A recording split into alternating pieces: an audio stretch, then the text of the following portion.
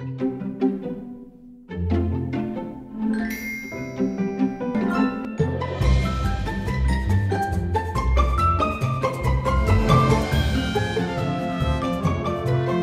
masih di AutoNet Max dengan Audi, dan di samping gua ini adalah Neta V. Ya, mobil ini tampil perdana kemarin waktu di Gias 2023. Dan daripada gua ngocehin soal desainnya, kita nyetir aja. Gimana rasa nyetirnya?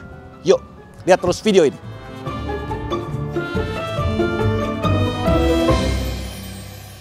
Oke, sekarang kita langsung nyetir aja si Neta V. Rasanya seperti apa? Rasanya kalau orang bilang zaman sekarang membagongkan.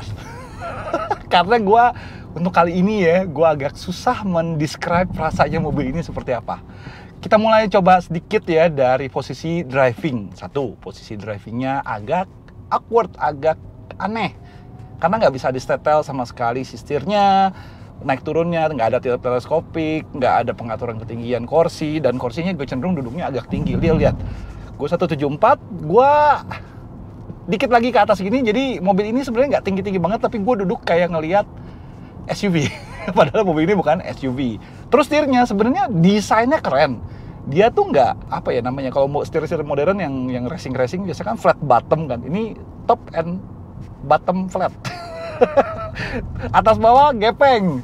Tapi dipegangnya masih enak, tapi menurut gue terlalu sporty dan terlalu racing buat sebuah mobil yang modelnya kayak begini gitu loh. Cuman di luar itu setirnya masih enak digenggam, biarpun sebenarnya kulitnya agak-agak keras nih. Bahan kulitnya agak keras ya. Kedua, soal visibility-nya. Seperti gue bilang, gue duduk agak tinggi, gue ngeliat jauh. Pilarannya sebenarnya nggak tipis-tipis banget ya, agak lumayan tebal. Cuman untungnya spion ditarik mundur, jadi gue bisa ngeliat dengan lega. Nggak ada masalah sama sekali, karena dashboardnya juga agak pendek. Kenapa ya mobil-mobil zaman sekarang tuh dashboard cenderung tinggi-tinggi dan biasanya display-nya juga tinggi-tinggi. Untungnya mobil ini enggak, jadi gampang buat kalian. Cuman, ada cumannya lah. Instrumen panelnya atau speedometernya itu dia taruhnya di depan banget, dan resolusinya kayak kalkulator karce kalau kalian inget nggak zaman dahulu. So simple, so basic, dan kelihatan murah, jujur aja. Cuman untungnya ukuran-ukuran apa namanya, display-nya itu masih cukup gede dan masih cukup kelihatan dengan jelas untuk pemakaian sehari-hari. Nah, berikutnya adalah suspensinya. Di sini kritik paling keras gua. Suspensinya nggak ada di tuning-tuningnya sama sekali, jujur aja. Ini suspensi kesannya kayak mereka bikin mobil, mereka minta suspensinya yang empuk ya, yang nyaman, sep gua kasih. Buat mobil apa? Ah, gua nggak tahu deh, pasang aja. Karena ini suspensinya nggak ada tuning-tuningnya sama sekali. Suspensinya empuk, gue berani bilang ini suspensi empuk. Tapi saking keempukannya, mobilnya mental-mentul. Jadi kayak, apa ya? Ibaratnya kayak kalian beli suspensi untuk Pajero Sport, dengan kekerasan, dengan kakokan segimana, dengan keempukan segimana, tapi berat mobilnya sendiri nggak cukup berat untuk ditopang suspensi itu. Jadi begitu kena polisi tidur atau apa, dia tuh meredam tapi bodinya gini-gini, dangdung gitu, kayak goyang dompet gitu loh. Itu satu suspensinya, aneh banget. Kedua, setirnya sendiri, entah kenapa setup si rodanya ya, entah sudut casternya, entah chambernya, mobilnya tuh nggak mau diem, nggak mau settle gitu loh. Jadi kalau di jalan lurus tuh setirnya kayak narik-narik nganan ngiri, mobilnya nggak mau centering. Aneh, asli aneh banget. Jadi kalau ditanya driving impressionnya seperti apa? Mobil. Oke, tambahan lagi ya. Di luar suspensi ya, yang sebenarnya agak ajur-ajurutan, agak aut-autan sih, bukan ajur-ajurutan. Dia empuk tapi aut-autan. Ada faktor kenyamanan yang gue mau highlight juga, yaitu kekedapan kabin. Kekedapan kabinnya so-so banget. Jadi di sini tuh insulasinya kerasa kurang banget. Cuman ada cumannya ya. Kalau kalian demen mobil yang AC-nya dingin, mobil ini AC-nya dingin, asli. Ini pengaturan AC kalian bisa atur dari si display yang ada di tengah ini. Ada indikator AC, kalian tinggal pencet di sini. Ya. Di sini kita pakai kipas aja, cuman 2 loh, atau 1 nih. Suhunya 19. Asli dingin banget. Ya paling kagak buat kondisi tropis kayak di Indonesia, AC-nya cocok. Jadi kalau disarankan siapa yang cocok untuk mobil ini, mungkin orang-orang yang benar-benar baru pertama kali pengen nyoba mobil listrik, nggak banyak komplain, nggak pernah, jarang gitu ya nyobain mobil lain-lainnya, mungkin bisa cocok dengan pangsa pasar mobil ini. Tapi kalau kalian punya ekspektasi lebih terhadap sebuah mobil listrik, ya begitulah. Nah, sekarang kalau performanya sendiri gimana? Nah, ini yang sebenarnya agak mau gue sorot dikit ya. Mobil ini memang segi dinamisnya jujur aja agak berantakan. Tapi kalau dari segi powertrainnya dan manajemen baterainya, ini lumayan refine karena dia dengan baterai 40,7 kWh dia bisa mencapai range sekitar 400-an kilometer sekali charge. Dan motor listriknya juga lumayan artian powernya sekitar 93 HP, torsinya sendiri yang cukup badak, torsinya sekitar 150 Nm alias segede-gede mobil 1500 cc lah, gedean dikit. Sehingga kalau ditarik kas mobil listrik, dia tenaganya instan. Contoh ya, kita bejak langsung. Tuh, torsi mobil listriknya cepet banget. Tadi kita dari 30-an ke 70 ke 80 seperti ini. Ini benar-benar cepet banget ya.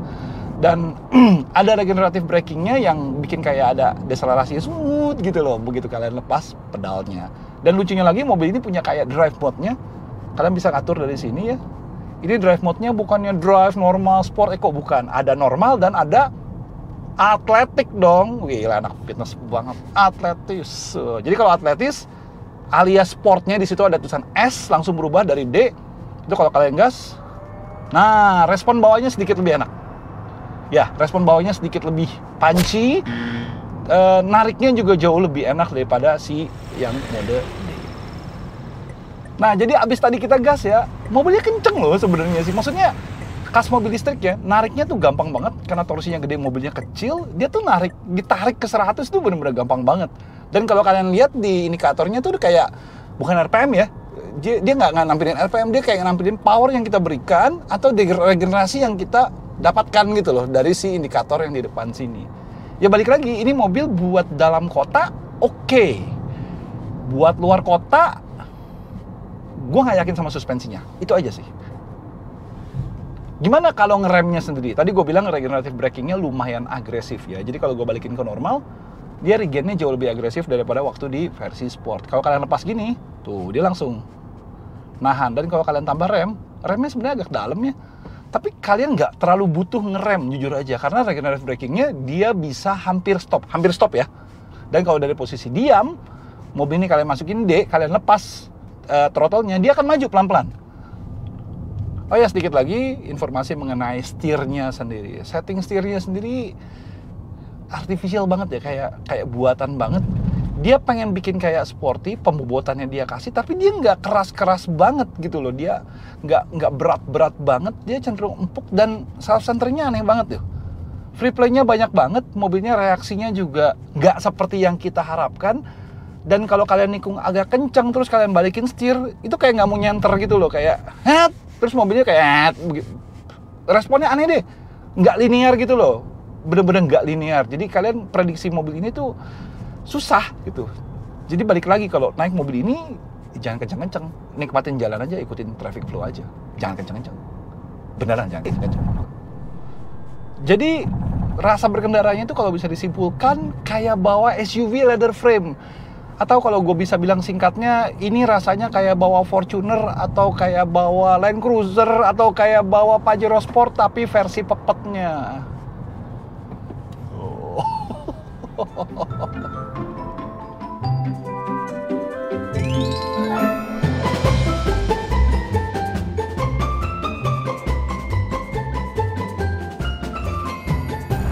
Nah, setelah kita nyetirnya, kita bahas sedikit tentang eksterior maupun interiornya. Jadi mobil ini, jujur aja gue speechless, karena mobil ini pengen memadukan berbagai macam elemen.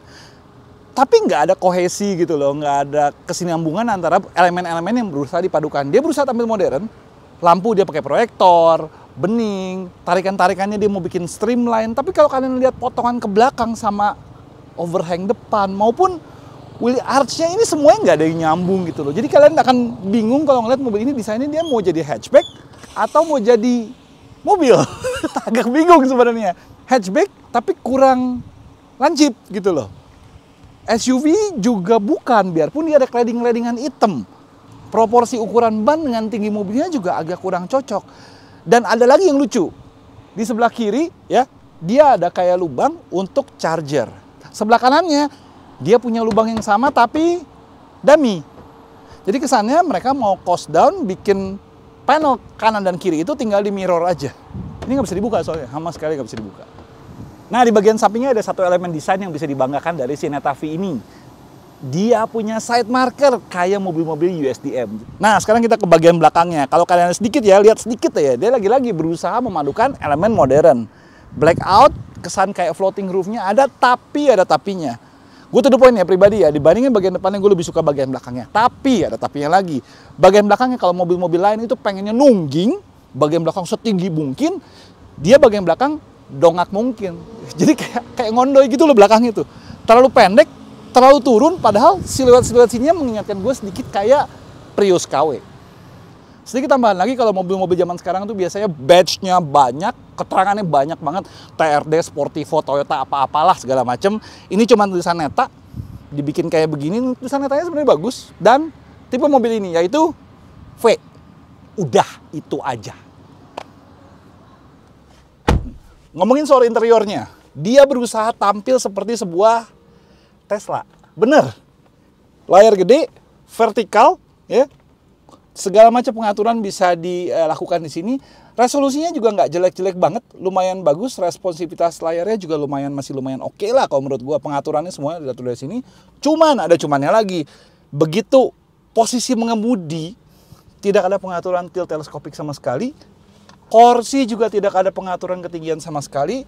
Setir, oh my god, Civic Type R aja nggak punya, ini merah-merah kayak gini. Apa punya ya? Tapi itu Civic Type R, men. Ini bukan. Dia punya centering buat setirnya di sini, seakan-akan dia racing, men.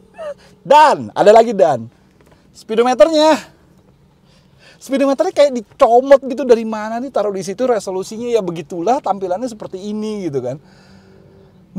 Lagi-lagi mengingat, mobil ini harganya udah 370-an lebih, udah hampir 400 juta. Gue berharap lebih dari harga segitu. Meskipun mobil ini adalah mobil listrik. Tapi balik lagi ya, dengan segala macam kekurangannya, ini adalah usaha pertama Neta. Jadi Neta itu sendiri adalah perusahaan startup, dan ini adalah usaha pertama mereka untuk membuat mobil. Ada beberapa hal yang patut kita apresiasikan, ada beberapa hal yang kita harap mereka bisa improve ke depannya. Oke, sekarang kita sampai pada kesimpulan si Neta V. Apa kesimpulannya? Ada istilah semua mobil tidak diciptakan sama. Itu juga berlaku untuk sebuah mobil listrik. Ada mobil listrik yang berorientasi pada performa, ada yang berorientasi pada kenyamanan, ada yang berorientasi pada efisiensi, atau ada yang berorientasi pada memindahkan kalian dari A ke B. Ini termasuk kategori terakhir, hanya untuk memindahkan kalian dari A ke B. Dia cukup nyaman, performanya cukup baik juga, akselerasinya cukup bagus, kapasitas baterainya juga cukup bagus. Tapi kalau kalian ngarepin sesuatu yang lebih dari sebuah mobil, dinamis, fun to drive, performa, mobil ini tidak punya semuanya. Mobil ini cocok untuk kalian yang mau dari A ke B. Itu aja, cukup.